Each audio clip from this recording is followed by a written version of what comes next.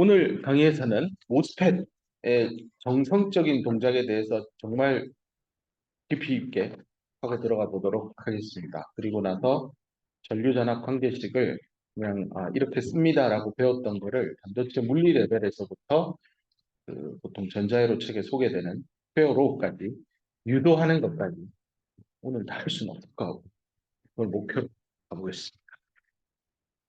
두 꼭지입니다. 정성적인 이론 설명을 할 거고요. 그 다음은 스테어로우를 직접 유도를 디퓨전 이케이션, 드리프트 이케이션에서부터 만들어 볼 예정입니다. 첫 번째입니다. 새로 수업 시간을 통해서 학습을 한 학생들도 있을 건데요. N채널을 가지고 있는 모스FET의 정성적인 동작 설명부터 시작을 해보겠습니다. 알고 있는 내용도 있고 또 내가 중간에 질문을 여러 가지 던지면서 진행할 테니까요. 그 질문에 대해서 강의를 이 녹화본을 보는 학생이라면 잠깐 멈추고 스스로 꼭 생각하는 시간을 가지기를 추천합니다. 먼저 앞서 우리 플래너 벌크 모스펫의 3차원 조감도는 봤고요. 이거는 단면입니다. 그러니까 정면에서 바라봤을 때 작은 크로스 섹셔널 면이고 심지어 여기 위에 있는 MOS 구조는 그림도 안 그렸습니다. 원래 MOS 구조가 이렇게 있겠죠. 알고 있는 대로 N채널 모스펫이니까요. 소스가 기준 전압이 되는데 그 기준 전압으로 N채널 모스펫은 0V를 많이 씁니다. 여기는 이제 드레인 전압이 되겠죠. 근데 반도체 소스를 기준으로 해서 VDS, 그러니까 VD 빼기 VS인데 VS가 0이니까 그냥 0이니까 그냥 VD라고 써도 됩니다. 전압은 항상 전압 괄호 열고 차 괄호 닫고입니다. 그래서 전압차 같은 말인데 전압하면 절대적인 전압이 있는 것처럼 오해하더라고요. 전압차입니다. 항상 기준이 소스다라고 기억하길 바랍니다. N채널 모스펫의 경우. P채널은요. P채널도 소스가 기준입니다. 자, 여기서요. 요 메탈 요거 폴리실리콘 진하게 도핑한 거 많이 쓴다고 했죠. 최근에는 메탈 게이트 도입되면서 하단부가 하이 나이트라이드로 이렇게 사이드월까지 컨포멀하게 균일하게 ALD 공정으로 붙죠. 어쨌건 여기 이제 게이트니까 VG인데 VGS라고 쓰겠습니다. 소스 기준으로 게이트의 전압이 얼마나 높으냐입니다. 소스가 접지니까요. 요 채널 요 M 플러스 요 끝자락 여기도 0볼트예요. 0볼트. 네. 0볼트 아니잖아요. 맞아요. 엄밀히는 아니죠. 이게 근데 진하게 도핑해서 저항이 매우 작기 때문에 요 끄트머리가 엄밀히 0볼트지만 요 도선 따라 저항이 거의 없다고 치면 요 채널의 요 표면까지도 0볼트입니다. 자, 그다음 이게 P 타입 서브스트레이트 기준으로 하면 소스 드레인이 N 플러스니까 P형 N 플러스니까 원사이디드 PN 접합이라서 공핍층이 연하게 도핑된 P형 쪽에 이렇게 형성되어 있는 것도 단면으로 나와 있습니다. 디플리션 영역 표시되어 있습니다.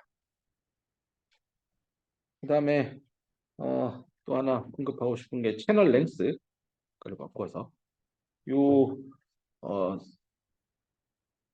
요거는 지금 M 플러스 영역이 이 게이트 패턴에 얼라인이 잘 된 케이스입니다. 요 폭 있죠, 요거 메탈, 요 메탈이라고 보시면 요 놈의 끝에서 끝까지 길이가 채널 랭스입니다. 그렇죠? Length, 랭스, 채널 랭스입니다. 근데 여기에 크게 두 가지 채널 랭스의 개념이 있습니다. 첫 번째로 그 피지컬한 물리적으로 존재하는 피지컬 채널 랭스가 있겠죠. 방금 전에 내가 그려둔 그림입니다. 이 메탈 역할을 하는 게이트의 패턴의 폭이죠, 폭. 왼쪽 엣지에서부터 오른쪽 엣지까지. 그림을 저렇게 그려놨지만 항상 머릿속에 3차원으로 이렇게 뒤로 쭉 뻗어 있을 겁니다. 네, 이때 요 끝에서 끝까지 폭입니다. 폭.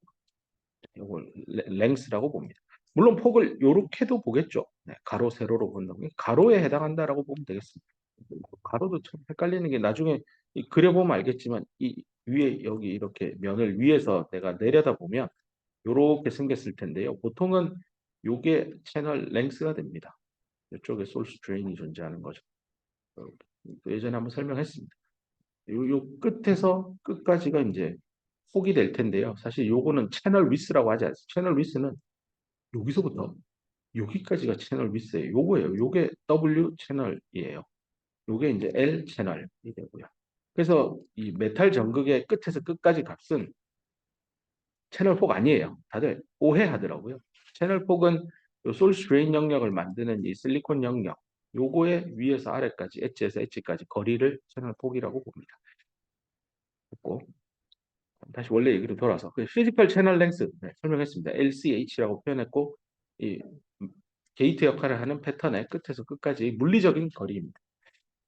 요즘에 2024년 1분기 기준으로 최신 반도체 공정 제조 기술을 뜯어보면 뭐 양산된 거 기준으로는 삼성전자 파운드리 사업부의 3나노 공정이 양산이 제일 먼저 됐고 현재 널리 쓰이고 있고요. 또 대만 TSMC의 3나노 공정 기술도 활용이 돼 있죠. 그럼 3나노니까 채널 길이가 3나노입니까? 아니라니까요. 네, 그거는 그냥 여기 기술이 더 발전되는 과정에서 그냥 마케팅 용어로 이제는 완전히 바뀌어 있는 상황이고요. 3나노가 채널 랭스 아닙니다. 근데 한 20년 전에는 120나노, 110나노 공정입니다 하면 채널 랭스도 얼추 110나노였어요. 65나노 CMOS 공정입니다 하면 채널 랭스도 얼추 65나노 전후에 존재했습니다. 그럼 지금 3나노면 채널 랭스가 3나노 얼추 전후에 있습니까? 아니요. 한 20나노 정도 됩니다. 그럼 향후 1나노 시대, 옹스트롱 시대, 인텔의 팹 겔싱어가 옹스트롱 시대를 열어서 18옹스트롱, 14옹스트롱, 10옹스트롱 얘기하는데 그럼 그때 채널 길이는 1나노까지 갑니까? 안 갑니다. 가는 순간 소스와 드레인 사이 여기 생각해 보세요. 여기서부터 여기까지 거리가 여기가 1나노래요. 1나노면요. 그냥 전자가 가만히 있어도 이쪽에 양쪽에 다 존재합니다. 양자역학적인 특성 때문에. 스위치가 안 돼. 전자 스위치 껐다 켰다 불가능한 소자입니다. 그래서 앞으로 이 피지컬 게이트 랭스는 아마 12나노나 10나노 정도에서 거의 끝날 겁니다. 이거보다 더 짧은 채널 길이를 가지는 건 양자역학적으로 전자 스위치 기능을 상실하게 됩니다. 그래서 저 시대가 언제쯤 올 거냐?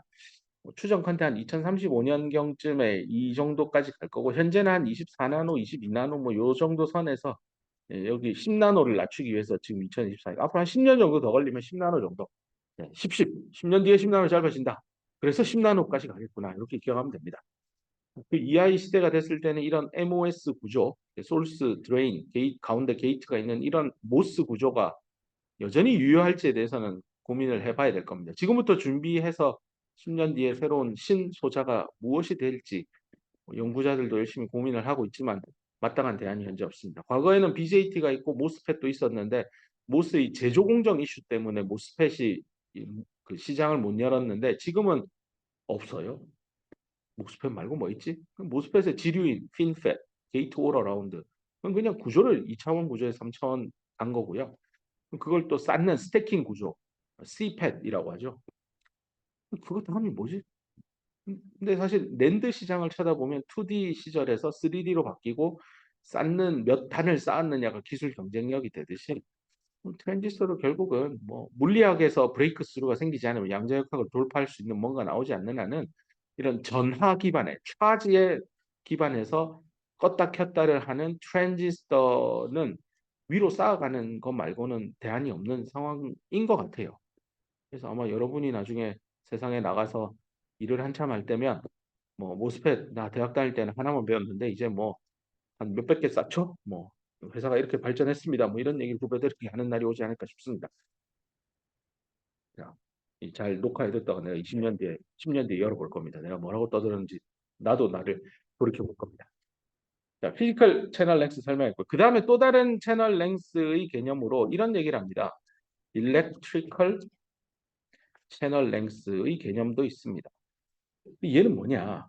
보통 그 그래프를 하나 그려봅시다. 이걸 X라고 하고 요 방향을 X라고 할게요. 그러면 이쪽 Y축을 어떤 농도라고 합시다. 그러면 여기 이거 M모스니까 도너의 양으로 생각한다면 도너의 양이 이렇게 소스 영역, 드레인 영역, 채널 영역이라고 하면 이렇게 높고 이쪽도 높겠죠. 채널 쪽으로 오면 쭉 빠질 겁니다. 이걸 로그 스케일로 그렸다고 하면 좀 이런 플랫이 나올 텐데요. 이때 보통 도핑 농도 한 20승, 요즘에는 21승까지 올려 있습니다. 거의 솔리드 스테이트 솔루빌리티 극한을 향해 달려가고 있습니다. 5 곱하기 10의 21승이 거의 끝인 것 같고요. 실리콘의 어타믹 덴서티가 5 곱하기 10의 22승이라 했잖아요. 근데 지금 도핑을 5 곱하기 10의 21승까지 갔다는 건 실리콘 10개당 불순물 하나씩 들어가는 수준입니다. 이 정도면 이게 실리콘인가 할 정도. 실리콘 예를 들어 뭘 넣었다고 할까요? 아세나이드를 넣었다고 하면 이게 맞는 거 아니야? 실리콘 아세나이드 0.2 이렇게 화물 반도체로 쓰는 게 맞는 거 아닌가 하는 생각이 들 만큼 이 도핑인가? 뭐 이런 하여튼 고민이 듭니다. 굉장히 높은 수준까지 도핑이 되어 가고 있는 상황이고 주로 20승에서 21승 사이를 많이 쓰긴 합니다. 자, 이때 일렉트리컬 채널 랭스는 어떻게 정해야 합니까? 요게 20승이면 그 밑에 한 단계인 19승에서 요렇게 가서 여기 만나고 여기 만나서요. 요 정도 거리, 요걸 L 뭐라고 쓸까요? L 일렉트리컬 채널 랭스. 뭐라고 표시하기 뭐 L2라고 할까요? 뭐 아무튼 씁시다. 네. 요런 개념으로 잡습니다. 즉 도핑의 농도를 가지고 끊어서 뭐 예를 들어 10에 19승 되는 소스 영역하고 드레인 영역 사이의 거리 이런 걸 일렉트리컬 채널 랭스다. 이렇게 정의하기도 합니다. 뭐 꼭 19승만 돼요. 뭐 회사에서 5 곱하기 10은 19승 하라고 하면 거기에 맞춰서 일렉트리컬 채널 랭스를 정의 내릴 수도 있을 겁니다. 그래서 채널 길이가 물리적으로 너무 짧아지니까 이런 리소그래피 패터닝 관점에서 물리적으로 미세 패턴을 뜨는 사람도 있지만 사실은 전자 소재를 연구하는 사람 입장에서는 소스에 있던 전자가 드레인으로 가야 될 때 이게 너무 짧으니까 결국은 도핑 농도가 어디까지다라고 정의하고 거기서부터 거기까지를 그냥 일렉트리컬 채널 랭스입니다. 이런 식으로 하기도 하는 분들도 있습니다. 일단 그 정도로 얘기를 하고요. 그다음 동작 얘기로 가봅시다.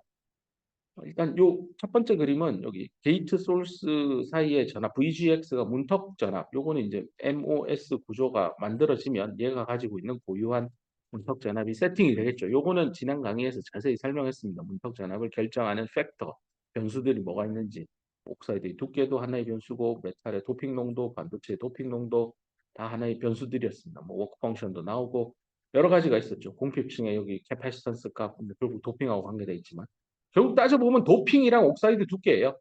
그다음에 여기 안에 내부에 얼마나 픽스 차지가 있느냐 뭐 그런 것도 여기에 문턱 전압에 영향을 많이 줬던 것 같습니다. 상세한 얘기는 모스 캐패시터 강의를 참고하기 바랍니다. 어쨌건 모스 구조를 만들면 그놈이 가지고 있는 문턱 전압은 정해질 겁니다. 걔 기준으로 내가 게이트의 전압을 낮게 가했을 때 실제 모스 구조의 단면을 쳐다보면 오로지 공핍층 여기 옥사이드 하단부에 공핍층만 존재합니다. 근데 이것도 모스 구조 시간에 공부한 대로 VGS가 VT보다 커야 인벌전 레이어가 생긴다고 했고 사실 엄밀히 말하면 작거나 또는 살짝 작아도 weak 인벌전이라고 만들어진다라는 얘기도 했었습니다. 이 문턱 전압의 엄밀한 의미는 요 채널에 있는 소스케어의 전자의 농도가 요 P타입 D판에 도핑한 도너의 양이랑 같아지는 수준까지 가야 돼서 페르미 레벨이 표면에서의 페르미 레벨, 서피스 포텐셜 값이 그거는 서피스 포텐셜이 그거였죠. 서피스 포텐셜은 이 페르미 레벨 벌크 영역에서 페르미 레벨 서피스까지 차이죠. 그러니까 밴드가 이렇게 구정하게 있는 MOS 구조에서 뭐 이렇게 휘어져 있죠. 유 끝에서 끝까지 오고 이 서피스 포텐셜이었죠. 그래서 저 값의 두 배가 될 두 배 파이 S 뭐 이런 얘기들도 떠들었던 것 같습니다. 자세한 얘기는 그 강의를 참고하기 바랍니다. 여기서는 트랜지스터에 좀 포커싱을 두기 위해서 요 조건일 때는 노 채널입니다. 자, 그 다음에 다음 얘기로 가기 전에 벤 다이어그램만 하나 그립시다. 옥사이드 층 바로 하단부에 요 라인을 따라서요. 밴드 다이어그램은 그 라인을 따라서 한번 그려볼게요. 요 선을 따라 그린 밴 다이어그램을 생각을 해봅시다. 그러면 밸런스 밴드는 굳이 안 그려도 되고 컨덕션 밴드만 그릴게요. 그럼 요렇게 소스 쪽이 컨덕션 밴드가 있고 드레인도 이렇게 있을 겁니다. 컨덕션 밴드 했지. 그 다음에 가운데가 P형이니까요. 이게 M 플러스 P 접합이죠. M 플러스 P 플러스 접합이니까요. 어, 밴딩이 연하게 도핑된 쪽으로만 휘겠죠. 원래라면 NP 접합이면 이렇게 있으면 위로 한번 뭐 이렇게 똑같이 좀 쌤쌤이 비슷한 폭만큼 공표층이 XN, XP가 생겼는데 지금은 한쪽이 월등하게 진해서요. P형 쪽만 있죠. 그래서 그냥 이렇게 위로 볼록만 그리면 돼요. 위로 볼록. 이쪽도 N, PN 플러스 위로 볼록 요렇게만 그릴게요. 그리고 가운데는 플랫하게 평탄하게 그리면 되고요. 이런 형태입니다. 근데 여기 컨덕션 밴드의 자유전자가 어떻게 분포하는지도 반도체 물리 시간에 설명했죠. 에너지에 대한 함수로 전자의 농도가 어떻느냐를 살펴보면 네, 이 컨덕션 밴드 엣지에서부터 2분의 KT 정도 되는 곳에 전자가 가장 많이 극대값을 가지고 분포하고 있습니다. 대부분 여기 전자가 바글바글 모여 있습니다. 이 포텐셜 장벽도 계산하는 거 했잖아요. PM 다이오드 빌트인 포텐셜 계산하는 거. VBI 어떻게 계산하는지 정은이 학생 불러봐요. 어떻게 돼요?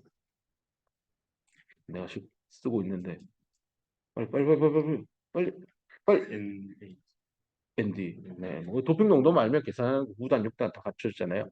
이거 한번 해봅시다. 이게 20승이고 이거 15승이면 빌트인 포텐셜 얼마예요?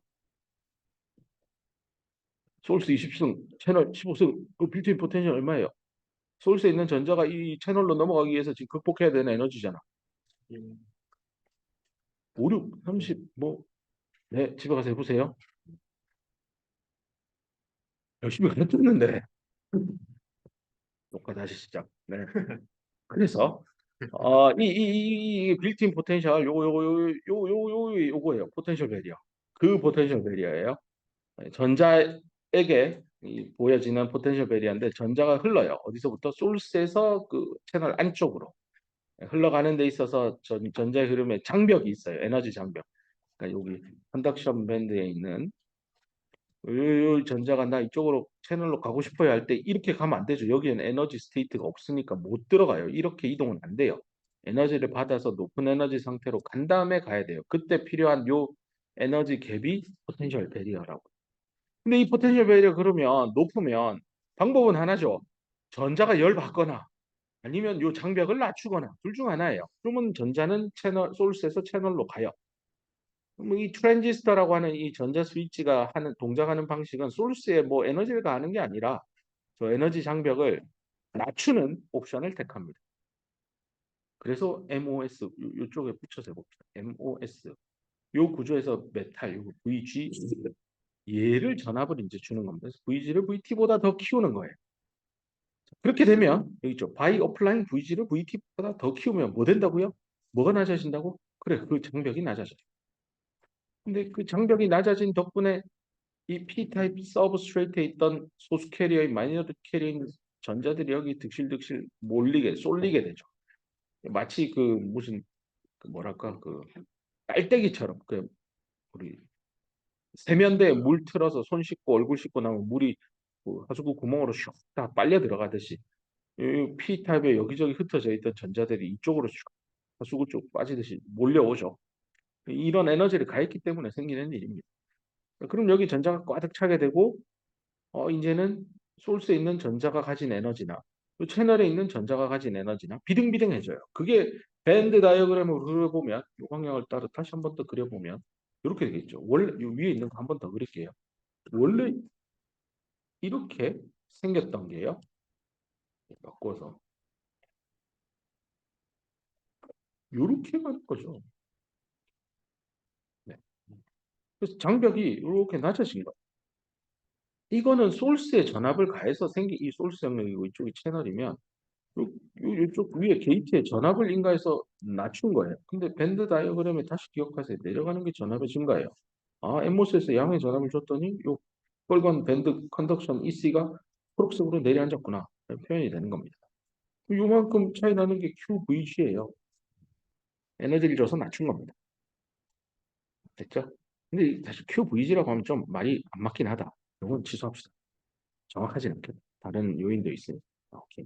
일단 게이트의 전압을 가해서 이 요쪽에 있는 전자가 느끼는 요쪽을 쳐다봤을 때 느끼는 장벽이 이만큼 있다가 요만큼으로 낮아진 거예요. 오케이. 이렇게 해서 이제 전류를 흘릴 준비가 됩니다. 이 준비가 됐다라고 표현을 흐르는 거 아니에요. 근데 안 흐릅니다. 왜냐하면 전자는 그리고 여기 있던 전자가 드레인으로 이렇게 가서 전류가 이렇게 I 드레인 소스로 흐르려면 0보다 크게 전류가 0이 아닌 값으로 흐르려면 전자가 소스에서 드레인으로 가야 되는데요. 전하를 띤 입자가 수평으로 소스에서 드레인 X 방향으로 이동을 하려면 누군가가 힘을 줘서 옮겨줘야 됩니다. 지금 현재 게이트 전압을 문턱 전압보다 높여서 만든 일은 전자가 이쪽으로 넘어간다라는 표현 대신에 여기 패널에 있는 이 전자나 소스에 있는 이 전자나 둘이 비슷비슷한 에너지 레벨. 그래서 내가 벤 다이그램을 그렸잖아요.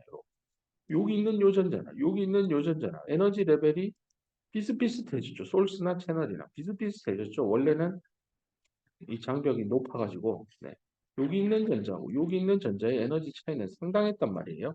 근데 지금 게이트의 전압의 에너지 전기를 써서 보면 별 차이가 안 나요.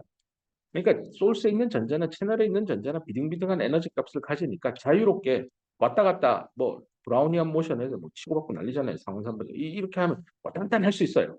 그러나 일정한 흐름은 아직 못 만들었어요. 왜냐하면 소스에서 드레인으로 전자가 이동시켜줄 이 포스 힘이 없어요. 지금 게이트에 전압을 인가한 건 이 버티컬 방향의 전기장이에요. 버티컬 일렉트릭 필드는 존재하나 레터럴 방향의 X축 방향의 전기장은 없어요. 그래서 해야 하는 없다라는 걸 이렇게 쓴 거예요. VDS는 거의 0입니다. 레터럴 방향으로 전압차를 아직 안 준 겁니다. 그럴 때 상황, 요 두 조건을 가지고 그림을 그린 게 요 그림입니다. 그렇죠? 그래서 그다음 얘기가 나옵니다. 일렉트론이 그러면 결국은 소스에서 드레인으로 이렇게 흐른다라고 하는 거는 요 현상입니다. 배웠잖아요. 반도체 물리 시간에 DDR. 오락실에 있는 DDR 그 기기에 드리프트, 디퓨전, 리커미네이션 제너레이션 이걸 써야 돼요. F는 QE 이거잖아요. F는 QE 전자니까 마이너스 붙이면 전기장이 있어야 쿨롱의 힘을 받아서 F는 MA, MN 별표 그 유효 질량에다 곱하기 가속도 이 가속도 0이 아닌 게 나와요. 힘이 0이 아니니까 이게 0이 아니어야 돼요. 전기장이 0이 아니어야 돼요. 근데 지금 요 케이스에는 요 방향으로 가는 전기장은 0이에요. 0. 거의 0이에요. 요게 0이니까 전기장이 없어요. 그래서 드리프트에 의해서 전류량이 나오는 조건 언제요? VDS가 0보다 커야 돼요. 그러면 전류 흘러요. IDS. 그래서 요 조건으로 가는 겁니다. 게이트 소스는 VT보다 큰데 이제 드레인도 전압을 가는 거죠. 그러면 진짜 전류 흐르겠죠. 봅시다. 여기에 VT가 이제 0보다 확실히 커요. 그러면 이렇게 전기장이 생기니까 이쪽에 있는 전자나 이쪽에 있는 전자나 비슷비슷한 에너지를 가지고 오른쪽으로 힘 받아 가겠죠. 이 전기장 플러스 마이너스니까 음의 전압이 되니까 플러스 전극 드레인으로 흐르기 시작합니다. 요 흘러가는 놈이 전류를 만들죠. 요거 반도체 물릴 때 배웠잖아요. 박스 하나 딱 그려놓고 자 양쪽에 전압차가 있습니다. 여기에 홀이 있어요. 아니 그 전자는 홀로 했던 거예요. 이쪽에 플러스하고 마이너스. 이 홀이 있어요. 이쪽으로 휩쓸고 갑니다. 그 전류는 어떻게 계산? JP로 했죠. 그래서 그때 계산했던 게 JP는 결국 Q 그다음에 홀의 양 그다음에 얘의 드리프트 속도 요 세 가지에 의해서 결정됩니다. 뭐 이런 얘기를 했었습니다. 요거 그대로 끌고 오면 돼요. 이제 전류 밀도로 그 당시에는 여기 단면적을 나누어서 A분의 요 단면적 A라고 하면 A분의 IP 뭐 이렇게 설명을 했었죠. 자, 이제 전류로 바로 갑시다. 그럼 전류 이건 뭡니까? 이 주인공이 뭡니까? 인데 요게 전하량이에요, 전하량.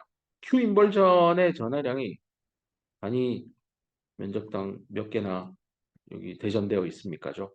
그다음에 요 속도가 요 위에 있는 요 드리프트 벨라시티예요. 요 V는 드리프트 벨라시티 속도예요.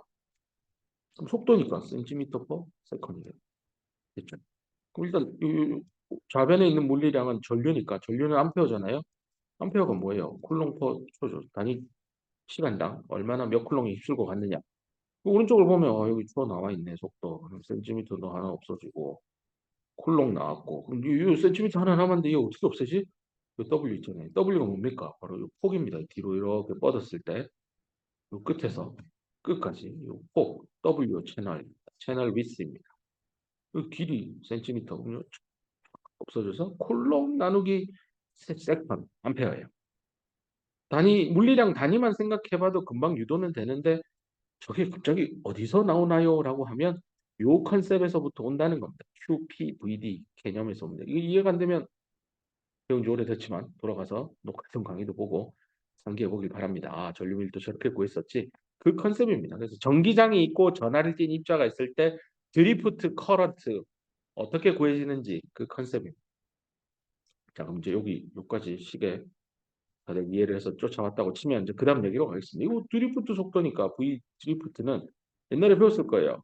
전기장이 있으면 드리프트 되는 속도는 비례하겠죠. 그 비례 상수 역할을 하는 게 모빌리티다. 뮤 이런 얘기를 했습니다. 여기서도 똑같이 그 속도 자리에 V 자리에 뮤E 들어가 있습니다. 오 잠깐만요. 이 뮤 쓰지 뮤 EFF 이건 뭐예요? 근데 이게 이제 effective 모빌리티입니다. 이 뭐 이펙티브 모빌리티 뭐예요? 앞에서 배운 그 모빌리티랑 다른 겁니까? 다릅니다. 앞에서 배운 모빌리티는 이런 실리콘 이런 건 이제 벌크 실리콘이라고 하죠. 부피를 가지고 있는 실리콘 그 안에 내부에 있는 전자가 이렇게 갈 때 우리 모빌리티 정의를 내렸고요. 지금 여기 모스 구조에서는 전자가요. 실리콘 표면을 향해 표면에서 이렇게 움직여요. 그 내부에서 이렇게 가는 게 아니에요. 그래서 표면에는 내부랑 뭐가 다른데요? 표면에는 충돌 메커니즘, 스캐터링 메커니즘이 더 있어요. 얘가요, 이렇게 옆으로만 가는 거 아니라는 거 이미 앞에서 공부했죠. 이거 갈 때 평균적으로 쿼자이 클래시컬하게 이렇게 간다라고 이해하는 거지 실제는 뒤로도 가고 위로도 가고 밑으로도 가고 빠꾸 했다 또 좀 많이 갔다 빠꾸 이렇게 브라우니안 랜덤한 모션으로 간다고 분명히 앞에 반도체 물리학이 얘기했습니다. 얘도요 가다가 위로도 받고요 밑으로 내려가고 뒤로도 잠깐 갔다 또 앞으로 가 대각선으로 쳐받고 내려갔다 또 위로 수직 상승도 하고 수직 상승도 하고 난리를 치면서 가요. 그런데 여기는 요렇게 표면으로 리미티드 된 제한받는 영역이 있기 때문에 벌크 부피 안에서는 지 맘대로 이렇게 가면 다 위에 실리콘 원자나 불순물이나 부딪힐 수 있지만 지금은 이런 원자랑 부딪히는 게 아니라 딱 팔로 잘려진 실리콘 표면에 부딪히는 거예요. 또 밖으로 못 나가죠. 밖으로 나가려면 에너지를 더 받아서 1함수 이상 받아서 튕겨 나가면 되겠지만 그렇게 나가진 않아요. 웨이퍼 보고 있는데 막 전자가 자기 눈을 향해 쏘진 않잖아요. 그런 거 없어요. 그래서 음, 뭔가 우리가 배웠던 모빌리티랑 다른 거겠네. 그래서 유효 모빌리티라고 바꿀 겁니다. 이건 나중에 뒤에서 더 자세히 배울 거. 그러면 이렇게 썼다 치고 이제 나머지 이 일렉트릭 필드 이건 어떻게 쓰지? 그거에 식은 죽 먹기죠. 여기서 끝에서 끝까지 전기장이 생기는데 전기장은 항상 컨셉이 전압 나누기 거리입니다. 요 거리 오늘 배웠잖아요. L 채널 랭스 나옵니다. 그다음에 양쪽의 전압차는 드레인과 소스 사이의 전압. 됐죠? 그래서 IDS는 여기까지 오는 겁니다. 것 같다. 됐고 그다음에 오른쪽에 채널 포텐셜 여기 납시다. 채널 포텐셜 요것도 이제 자주 나오는 용어입니다. 모스FET 채널의 포텐셜이니까 채널의 전압값입니다. 요 채널 요 위에 값, 여기 값, 여기 값 뭐 이런 겁니다.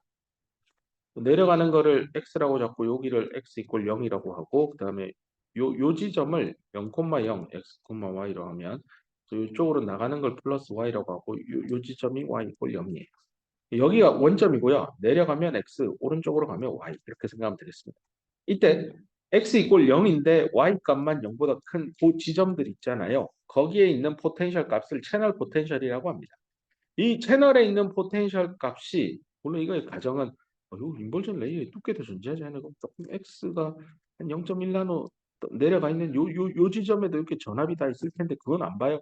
그건 나중에 더 어려운 얘기로 갈 때 할 거고요. 지금은 일단은 이 인버전 레이어는 두께가 없다라고 보고 모스 캐패시턴스 캐패시터 공부할 때 뭐 이렇게 인벌전 레이어 이렇게 만들어주면 전자가 요 끄트머리 여기 닫혀 있다고 했죠. 사실은 요 위에 있는 놈도 있고 여기 있고 사실 여기 있다가 위로 가기도 하고 내려오기도 하거든요. 다이내믹 시츄에이션 그런 상황이기 때문에 두께가 사실 존재하는데 그래서 T 인벌전이라는 개념도 모스 캐패시터 할 때 공부했었죠. 그래서 엄밀히 있는데 여기 지금 이 책에서 말하는 채널 포텐셜은 X 이퀄 0일 때 Y가 0보다 클 때 그 라인을 따라 있는 전압이다. 채널 포텐셜이다라고 하면 그 채널 포텐셜은 바뀐대요.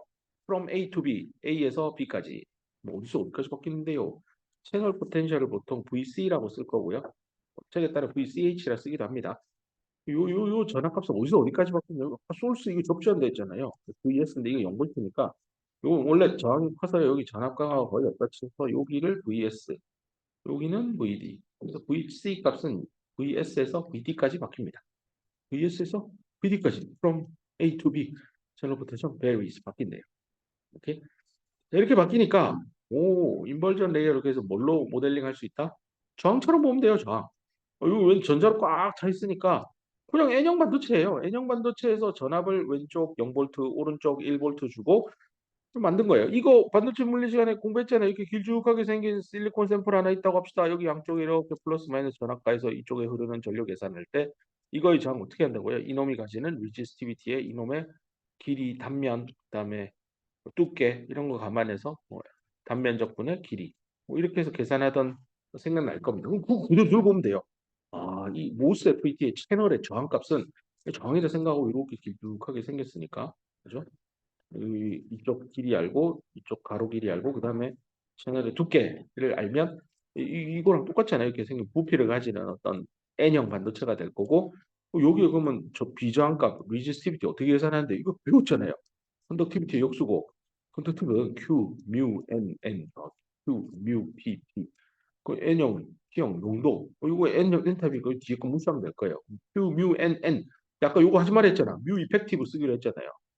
Q, mu 이펙티브 전자의 농도 분의 1. 해가지고 리지스티비티 계산해서 여기 잡아놓고 길이는 요 끝에서 끝까지 채널 랭스 L 쓰면 되고 단면적은 요 표면 W 구하고 그다음에 인벌전 내에 T 인벌전 두께 곱해서 여기 단면적 넣으면 채널의 저항값 얼마네요 라고 계산도 할 수 있겠지만 측정도 할 수 있죠. VDS로 그냥 IDS로 나누면 되잖아요. 내가 양의 드레인 전압을 주고 전류를 찍어요. 이 계산 이게 RCH예요. 그럼 이걸 통해서 정말 내가 설계한 W, 뮤 이펙티브를 사실 뽑아낼 때 이런 측정을 하거든요. 이 측정을 해서 이펙티브 긁어내는 건데 뒤에 강의 때 나올 겁니다. 근데 이 뮤 이펙티브를 찍을 때 전압 바이어싱 컨디션이 얘예요. 게이트 전압은 문턱 전압보다 높여야 되고 드레인 전압은 0보다 살짝 크게 해라. 너무 크게 하면 안 된다. 저항처럼 동작할 때 이게 아마 회로 시간에 나오는 리니어 모드에서 동작할 때 여기 할 얘기는 나온 것 같습니다. 다음 장으로 또 넘어갑시다. 이렇게 시간이 많이 5분 안에 끝내봅시다. 핀치오프까지는 하고 끝냅시다. 잠깐 브레이크 하려고 했는데 놓친 것 같습니다. 자, 그러면 지금 계속 이 바이어싱 컨디션 순서예요. 여기 첫 번째 슬라이드에서 여기는 문턱 전압 전이고 이제 문턱 전압 이상으로 와서 그 다음부터는 얘는 그대로 둘 거고요. 드레인 전압을 또 서서히 증가시키는 쪽으로 갈 겁니다. 그래서 다음 슬라이드를 보면 VG는 VT보다 큰데 VD를 이제 더 크게 0보다 좀 더 큰데 어디까지 키우냐면 요 값까지 키워보자라는 겁니다. 요 값의 의미에 대해서 나는 내가 학생 시절에 저게 사실 잘 이해가 안 됐어요. 그냥 외웠어. 고백하는 겁니다. 난 처음에 이게 이해가 안 됐어. 근데 내가 공부하면서 깨우친 게 있거든요. 들어보세요. 이게 이제 드레인 여기죠. VDS. 이게 이제 0보다 큰데 이걸 계속 더 키우자 해서 계속 키우잖아요. 근데 키우는데 어디 계속 키우면 무슨 일이 일어날까를 앉아서 생각해 보면 요 피엔다이오드 이거. 근데 P형은 기판이니까 아마 접지되어 있을 거예요. 접지 절대 이렇게 밑으로 하는 거 아니에요. 컨셉상 이렇게 그린 거지. 여러 번 설명했지만 저 멀리 어딘가에 P 플러스 영역 만들어서 그 위로 메탈 빼요. 요 P 플러스하고 M은 그 진짜 그 진하게 도핑했으니까 MS 오믹 컨택이 되고 요 메탈 라인에다가 0볼트를 주는 거예요. 그렇게 해서 요렇게 접지 라인이 딸려 들어오는 겁니다. 절대로 웨이퍼 기판 하단부에 메탈 전극 증착해가지고 그 접지하는 거 아닙니다. 라고 여태까지 설명했는데 최근에 인텔이 또 기술을 바꿔가지고요. 파워 비아 기술, 백사이드 파워 디스트리뷰션 네트워크라고 해서 진짜 웨이퍼 안 내부에다가 금속 도선을 잡아 넣어요. 근데 이제 그거는 이 수업의 범위를 넘는 것 같으니 다음에 합시다. 어쨌건 세상에 참 절대 안 된다는 얘기가 참 무섭습니다. 특히 반도체 기술은. 아무튼 여기 PN 다이오드예요. 근데 여기 이제 드레인 전압이고 여기는 0이니까 이 리버스 바이어스잖아요. 계속 0보다 키우면 당연히 여기 공급층이 더 확대되겠죠. 누구보다요? 네, 솔스 영역보. 솔스는 여기도 접지고 이쪽 P 기판도 접지니까 네. 접지면 이건 더멀 이퀄리브리엄 상태예요. 여기에 있는 공급층의 폭보다 오른쪽에 이쪽의 공급층이 더 커질 거예요. 언제요? 드레인 전압을 계속 올리면요. 그 상황을 그림으로 깔끔하게 이렇게 표현한 겁니다. 뭔가 비대칭적으로 공급층이 차이가 나는 거 확인할 수 있습니다. 자, 그래서 드레인 전압을 계속 올려요. 드레인 전압 올린다는 건 요 포인트죠. 아까 V 채널이라고 했는데 V 채널이 Y가 L일 때겠죠. X 이퀄 0이고 여기를 X, Y가 0, 0이라고 하면 여기서부터 여기까지 거리가 X 방향으로 L인 지점이잖아요. Y가 밑으로는 안 내려갔으니까 X는 0이겠죠. 요 채널 포텐셜의 값이 VD예요. 이 VD의 값은 낙서한 거 다시 치울게요. VD의 값은요. 요 위에 요 방향을 잘라보면 조그맣게 그려볼게요. 여기도 MOS 캐패시터가 있는 거예요. 근데 요 폭을 거의 0에 가깝다고 합시다. 라인만 있다고 합시다. 그러면 요 메탈에 여기 게이트 전압은 지금 요렇게 인가돼 있다고요. 문턱 전압보다 크게 인가돼 있. 여기가 분명히 인벌전 레이어가 생겨야 돼요. 근데 이 인벌전 레이어 어떻게 생기는지 이 가운데다 한번 그려볼게요. 가운데다가. 이미 공부한 대로 메탈하고 반도체의 전압차예요. 요 둘의 전압차 때문에 옥사이드 하단부 인벌전 레이어가 들어오는 거예요.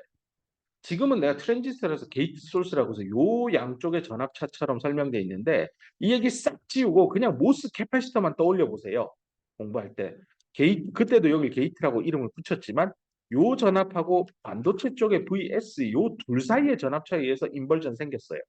그러면 똑같은 논리로 드레인 엔드 쪽 여기 요 지점도요. 위에가 VG고 하단부 반도체는 뭔지 모르지만 그건 분명히 VC일 거예요.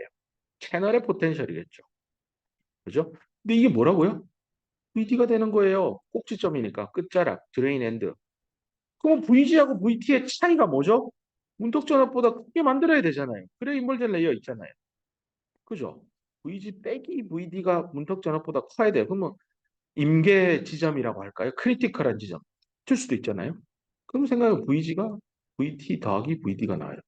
이제 이거 보이세요? 요런 관계식 보이세요? 요 VT 그 어디 갔냐?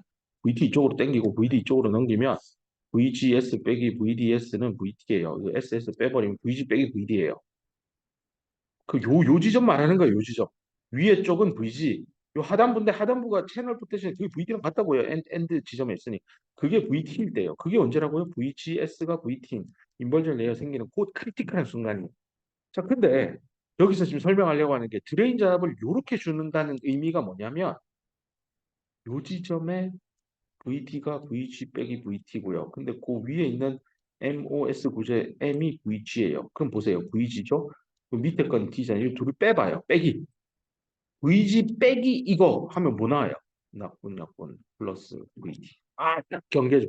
그러니까 이 생길 듯 말 듯한 그 지점이 나오는 게 인벌전네요. 그래서 저기가 인벌전네가 생긴 것처럼 보이죠. 근데 한쪽은 여기 VG겠죠. 이렇게 MOS 구조가 있으면 게이트죠. 근데 하단분 요 지점의 VC는요, 뭔지는 모르겠지만 VD보다 작은 건 확실해요. 그죠? 근데 요 지점은 VC 채널의 포텐셜이 VD예요. 그러니까 그 위에 있는 게이트 전압하고 VD의 전압의 차이가 빼기가 VT가 되니까 여기는 이제 막 생기는 거고 그 가운데 지점은 채널의 전압이 VD보다 작으니까 둘이 빼보면 VG 빼기 VC를 하면 문턱 전압보다 더 VG 빼기 V 채널하면 문턱 전압보다 크다고요. 그러니까 여기는 아직 인벌전 레이어가 남아 있는 거예요. 됐죠? 그래서 여기에 생기는 것처럼 보여요. 이것을 사람들이 야, 여기는 있는데 여기는 거의 없어. 갓 생긴 것 같아. 그래서 생긴 모양을 꼬라지로 보니까 오 이거 뭔가 빨래집게로 여기를 콕 찍어가지고 막 찌그러뜨린 것 같죠? 그래서 핀치 찝는다. 그래서 뭔가를 끊었어요. 오프 떼내는 거예요. 핀치 오프 되어 있다라고 표현하는 거예요. 아마 내가 이렇게 설명하면 뭔가 속이 뚫리는 학생이 분명히 있을 거 단 한 명이라도 있을 거라 믿고 설명하는 겁니다. 나는 예전에 이게 이해가 안 됐어요. 처음에는. 근데 생각을 요 라인 다 다르다. 그리고 모스의 메탈 쪽이랑 반도체 쪽의 전압은 지금 모스 FET로 오면 이게 VC가 되는 거예요. 채널 포텐셜. 그렇게 하고 게이트 전압하고 VG와 VC의 차이가 문턱 전압이 되는 타이밍이 있고 또 그 차이가 문턱 전압보다 큰 놈이 있을 거예요. 큰 놈이 이 안에 있는 놈이고 작은 딱 그 똑같은 VG 빼기 VC 차이가 VT가 되는 그 타이밍이 드레인 엔드일 겁니다. 그때 인가된 드레인의 전압이 딱 요거라는 거죠. 자, 오늘 강의는 여기까지 핀치오프에 대한 얘기를 했습니다. 다음 시간에는 이 핀치오프보다 더 핀치오프 되는 지점을 채널 안으로 밀어넣는 드레인 전압을 더 높이는 과정까지 해서 왜 트랜지스터의 세츄레이션 커런트가 흐르는지 등등의 얘기로 이어가겠습니다. 고생했습니다.